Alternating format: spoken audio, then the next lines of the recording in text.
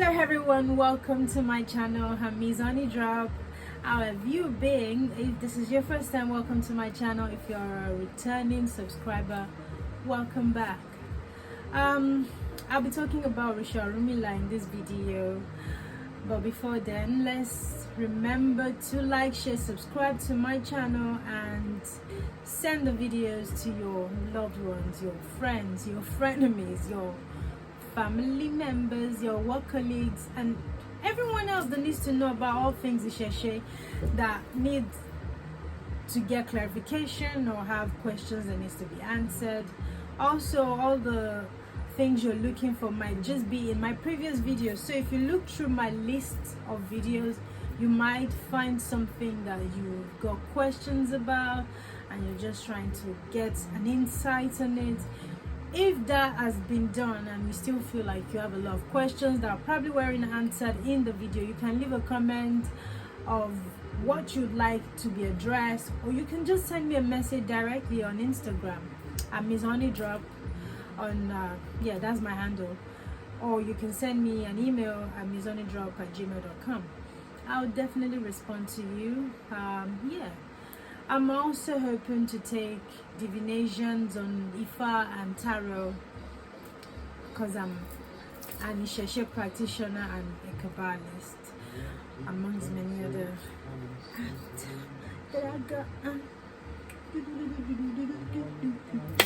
Anywho, let's get into it. Orisa Orunmila Barami Agboniregun. Ododole aye, òpìtàn lẹ́fẹ̀. Bàbá kúkúrú òde Ìgẹ̀tì. Mojúbà rẹ̀ Bọ́lá jókòó ará òde Ìjẹ̀ṣà. Òdùdù tí ń dorú orí elémèrè. Àtòrí aláìsàn ọ̀ṣẹ́. Ìbà rẹ̀ bàbá. Orunmila is one of the amazing ancestors of our ancestors. As an ancestor of our ancestors. I don't know if that even makes sense, but I'm sure you understand what I'm trying to say.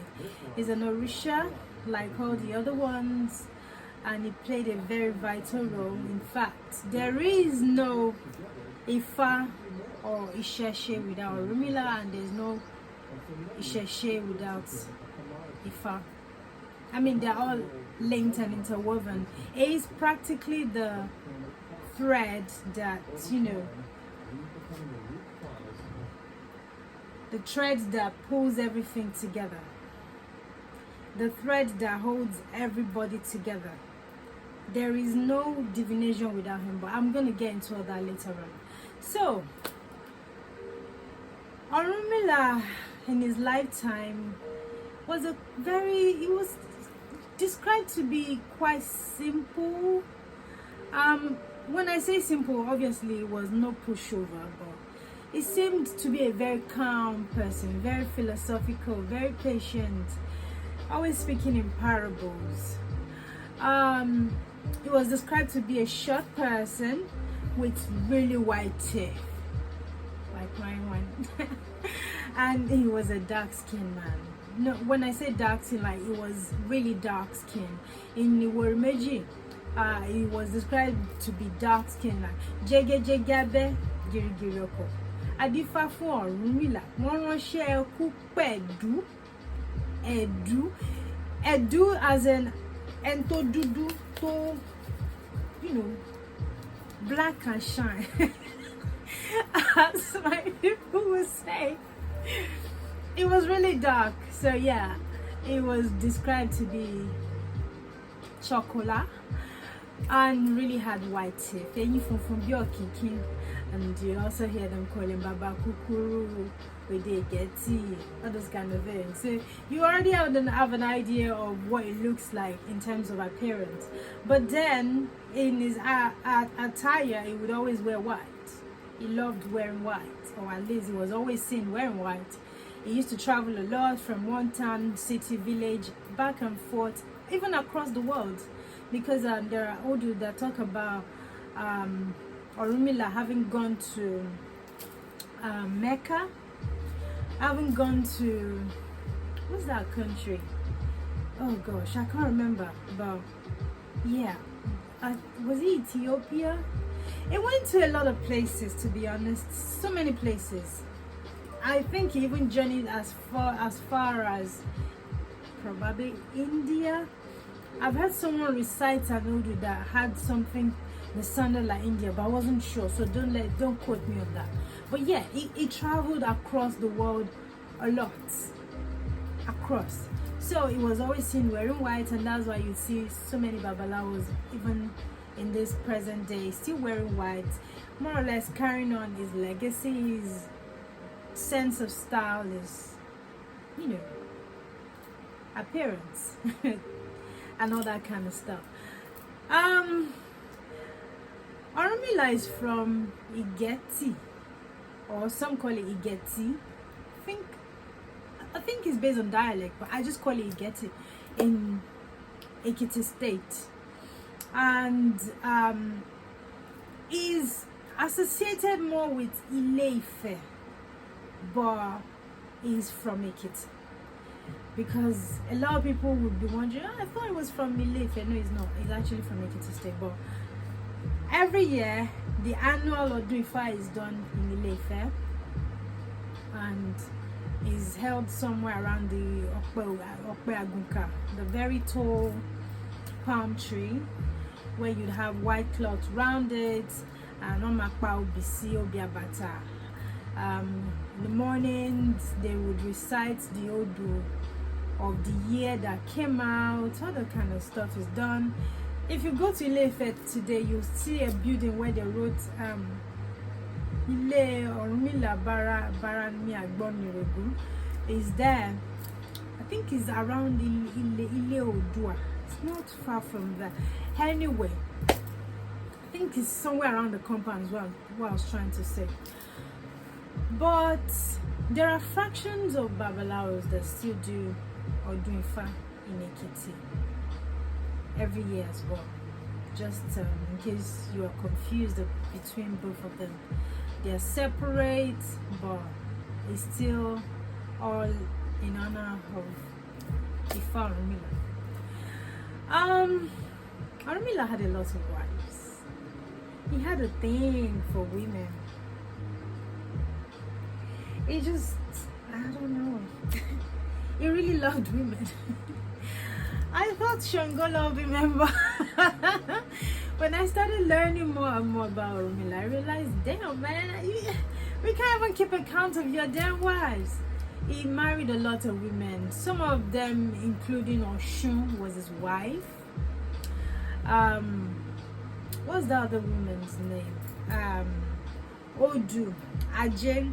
He was also married to Anono, and Yerehere, Yemoja, Ajay. He married a lot of women. Even Ewure was one of his wives. Yes, Ewure the goat, but that's another story. Orunmila married very interesting.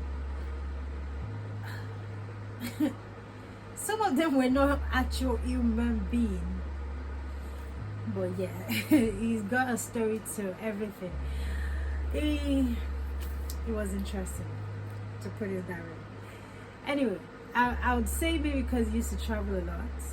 That was the reason why I used to marry so many women, because he married from different parts, not just one place. But anyway, I want to also believe that's part of the reason why Babalawo still marry a lot of wives today. I mean, some of them in the Odu that birthed them, you hear that, oh, you're gonna marry more than one wife, or you, or the Oduifa, even the Oduifa for these years gave the go ahead for men to marry more than one wife. I have my reservation on that, but you know, let's not talk about that. Because listen, when you have one woman in the house, it's a lot of work. Imagine now having 1, 2, 3, 4, 5, 6. It's unbelievable, honestly. It's a lot. Anyway, if I'm rambling, it's because I'm gonna stone this TV, honestly. If I'm rambling, or you feel like I'm stuttering, it's because of Mercury retrograde. Myself and retrogrades, we're not friends, you know. Yes, I believe very much in astrology because it is real and it's very uncomfortable.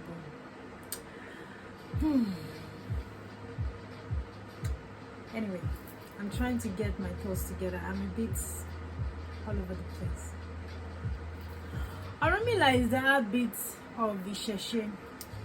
Is the web that binds everything together. Without him, there's no divination system. All things divination still circles back to him. He is the one who taught Orisa Orunmila how to divine with Dilogun, because, like I mentioned earlier on, she was one of his wives, and because he used to travel a lot, she did complain one time that, hey, whenever you're not around and your customers come to divine, you don't know what to do with them. So he taught her how to use, what's that thing called? Dilogun, the shells, to do divination, which Olorishas of today still use. Should have brought it out to show you somewhere around the house. But you could just Google it. It's very easy to find. You know, it looks like cowrie shell, but it is Oweyo Owero instead of Oweyo. They look alike, but they're not exactly the same. All things associated with divination is Ikinfa or Pele. I've got something in my mouth and I'm trying to get it out. It's so distracting. I'm sorry. Ikinfa or Pele and Dilogun Anobi. So he is very much into all that kind of divination system, and we are now carrying on all that he used to work with. Igbo, so many things. It's not just one thing with him. I just wanted to create and also, did I mention Opele? I believe so. A lot of people do not know that Opele and Nikki are not the same, because I've heard questions like that and I'm like, Opele is different, Iki is completely different. They don't even look alike. Iki is a dark colored, some of it look brown. Actually, oh, there it is on my hand. This is Ikifa, so this is my Idefa. So Iki is dark colored, like a brown. This has darkened and it looked kind of black from, I think, the oil and the blood and everything that went into when it was being prepared. But Opele is a chain-like thingy. You know, it's got a hold and then many different angles to it. I don't know how to describe it. Just Google it, because everything in terms of pictures are usually available now. Okay, maybe not everything, but a lot of this stuff are available. Ikinfa is the original system of divination.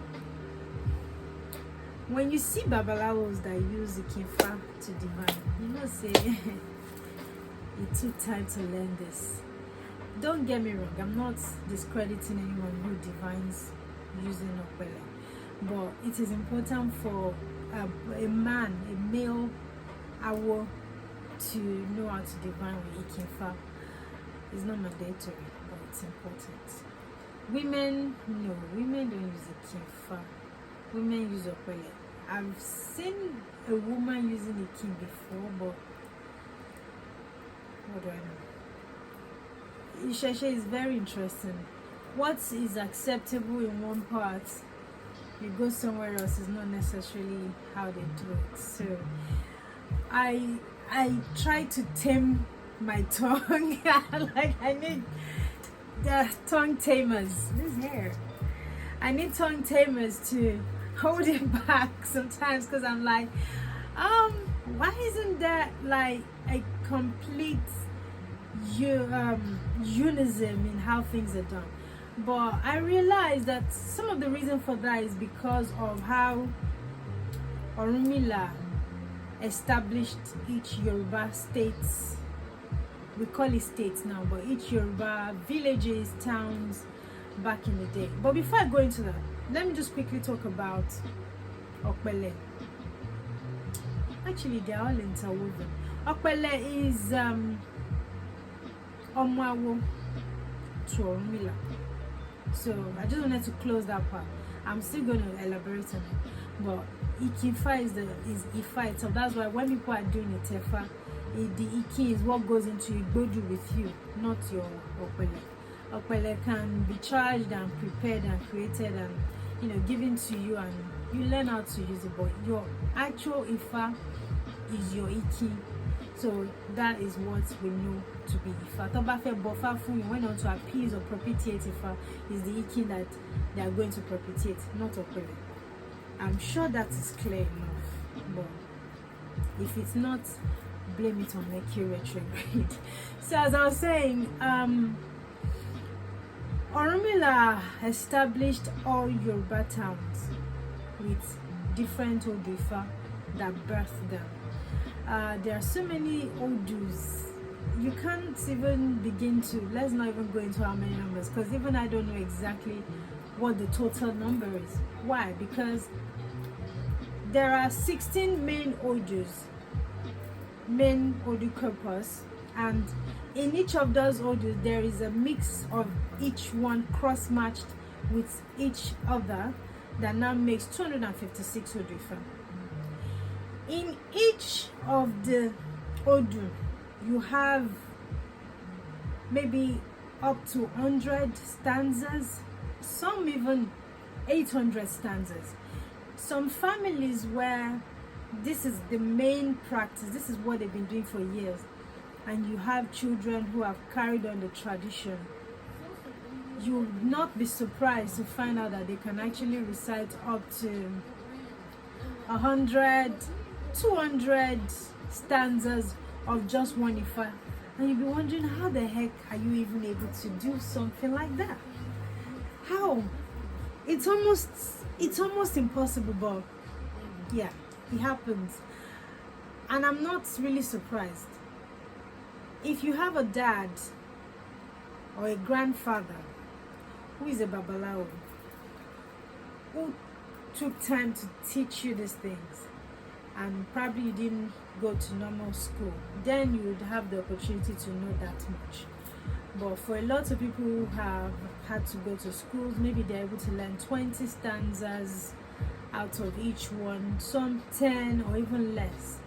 But as we go along, we learn more, because in your Kinkofaton, I've said this before, you can't completely learn Ifa. It's huge, it's massive, it's expansive. You can't consume it in 1 year, even 17 years, or even 50 years. Even the renowned, I was still learn new audios every day. Anyway, I dragged that one for too long. Back to the story of Okpele and the Omawos of Orunmila. Orunmila had a lot of Omawos, uncountable. But there are some that are known. They had very notable roles in, how do I put this, divination system that we use today, and Odus that also talk about them. Iroke, Ajere, Okpele, all those, they are all Omawo to Orunmila, Ikweja, Obi, Konko. No Odu Ogbe. We hear Obatala talking about Oto Osile Ayemo, which is now known as the Iroke. We have Ashe Indenyo Wako, which is now known as Iroke. Iroke, I don't know how to describe it. The honest truth is, I should have brought the one I've got at home out. Is long, it's not too long, it's kind of short. It's carved with wood, and you see some babalawos hold it and they shake it, kind of like Ajaoshu. It's kind of the closest description I can give you right now. but you hear them holding, when you hear them shaking when they have it in their head and it jiggles. You have Habata, Habojudegundegun, which is now known as Okmofa, the round wooden thingy that you see, that we have the Oduifa, put on. And of course the last one is Igbo. I know for a lot of people you are wondering what's all this thing Mizani Drops is saying. It's too complicated. Story. There is an Odu that talks about it, and there's a reason why they became divination tools, because they betrayed Orunmila. They didn't do the things that they were supposed to do, so they became all these things that I've been describing. Igbo or in Russia is when they're divining for you, probably you've seen a picture before.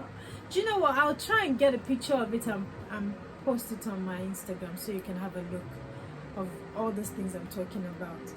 It's broken plates, you have bone, you have a sauce on agbalumo. There are so many different things that are added to it, that are used for divining. Basically, the story that associates with that one is that Orunmila traveled, and for those number of years he went, he gave each of his omawos things to look after. Ewure, this, that. And rather than them looking after it, they didn't do the things they're supposed to do. They just made a mess of everything, and when he came back, he was quite disappointed, and he gave each of them a punishment that, oh, you're going to turn into this, or you're going to turn into that, and you're going to be used for this purpose or for that purpose because you haven't done what you were supposed to do. The only person that wasn't really punished is Igbo. A young Bible nínú dídá Ifá. The bank Bible is Igbo yẹn ló máa fi lé Ifá yẹn to know that everything that is being said is accurate. Ṣé ajé ni, owó ẹyọ is also part of the things that consist of Igbo. Ṣé ire ajé ni, ire ajé kọ́, ṣé ikú ni, ikú kọ́, ṣé kinní kan ni, kinní kan kọ́, bẹ́ẹ̀ ni bẹ́ẹ̀ kọ́.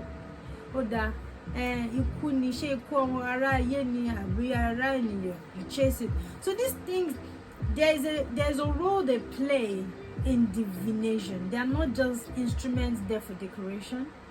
They are there for a special reason.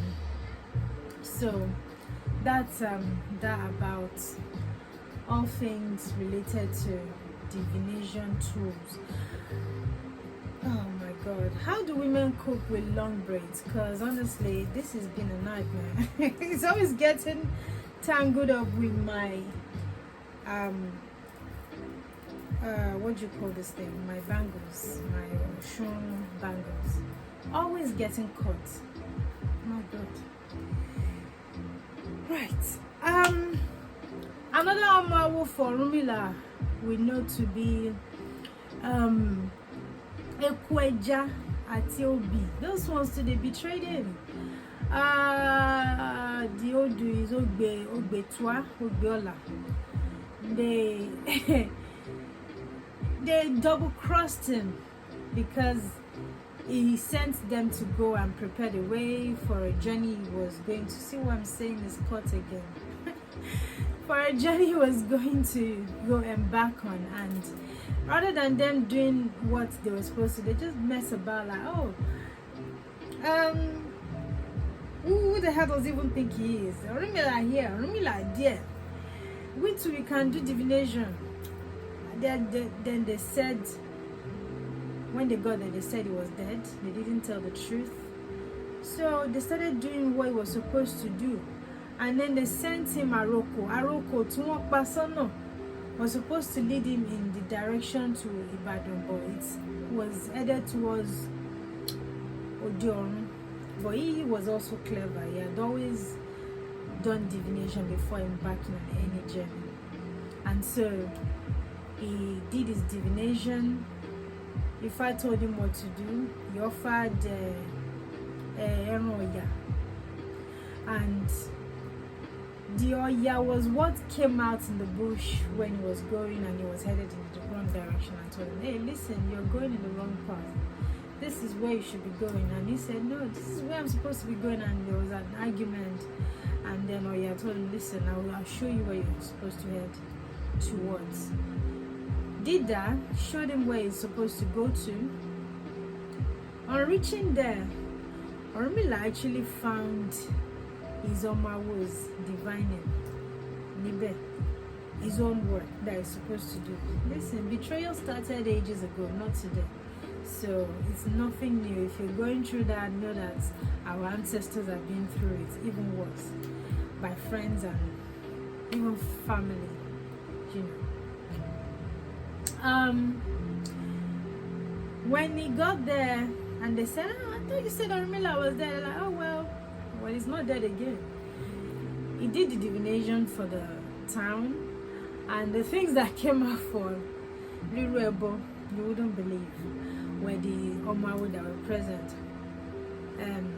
Eku, Eja, àti Obiabata.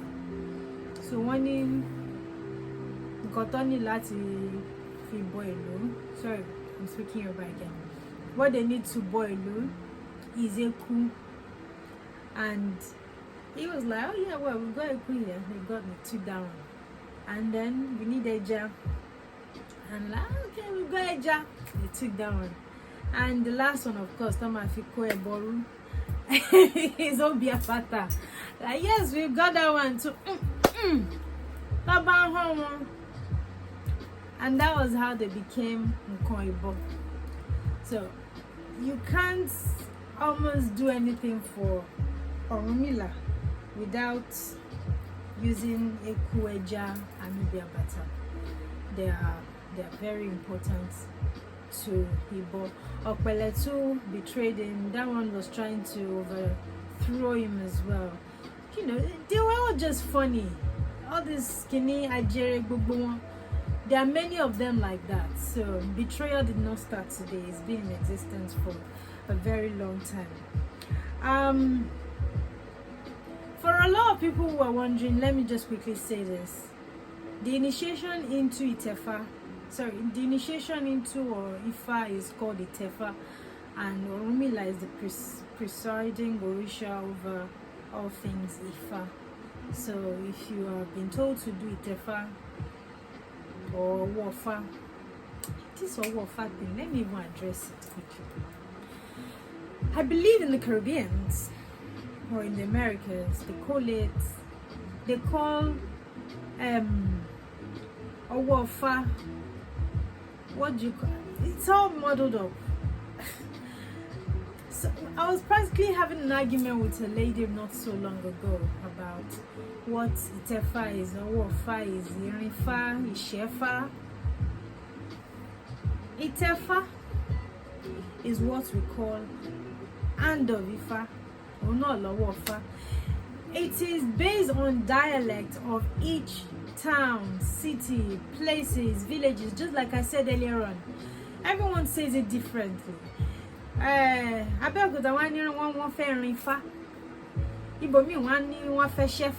saying the same thing. Is the same thing. But when you don't understand this thing, you start arguing and trying to correct me on my own language. It is actually very disrespectful trying to tell me that, oh no, I'm not correct on my own language. Honestly, how would you feel I come to your country and tell you everything you people say is a pile of BS because this is how we do it, I must take it. I understand if you do certain things in certain ways, that's fine. I'm not going to force my way on you, but when someone is trying to explain something to you, please don't argue, because I am Yoruba. I'm not trying to be Yoruba. I am a Yoruba woman. I'm a Yoruba name. So obviously I know what I'm saying, yeah? But anyway, let's move on. The last thing I'm going to talk about in this video is Orunmila's relationship with Eshu. how close they were, how loyal Eshu was to him. Eshu was a very wonderful friend of Orunmila. They were really close, and it's almost as though it wasn't just a relationship based on friendship only, but also on it was kind of like serving him, and she was kind of serving Orunmila in some kind of way. How do I say this in English? In a way, but it was also a friend. You know, someone working for you, but he's also a friend of yours, someone who you take counsel from. You can both advise each other. Was the kind of relationship that they had. There was a time when Orunmila said, or he pretended that he was going to act like he was dead. So he pretended that he had died, and he was going to see those who loved him for sure, you know, just by their actions. So he was in hiding, trying to see, oh, okay, this is my friend. You are not my friend. But surprisingly, like, let's pretend to be dead and see who's gonna cry. And he did that. The only person who really gave a hoot about him was Eshu. And Eshu cried. He was upset. Oh, my dear friend Orunmila is dead. Oh my gosh, this is unfair, this is painful, whatever, whatnot. And it began to literally sink into the ground, like Orita Meta ni a 3 crossroad. And Orunmila came out like, oh no, I'm not dead, I'm just pretending to be dead, I'm playing dead, but I'm actually still alive. I was like, oh well, it's too late, I'm already half of my body is gone into the ground and I can't come out again. Well, in remembrance of me, do appeasement at this point for me. And you know, their friendship was very thick till death. Honestly, it was amazing. You know, I don't know if we still have those kind of friends in this world. Friends who talk shit behind your back is what exists really. Anyway, I hope you got something out of this video about Orisa Orunmila. Till next time, stay blessed.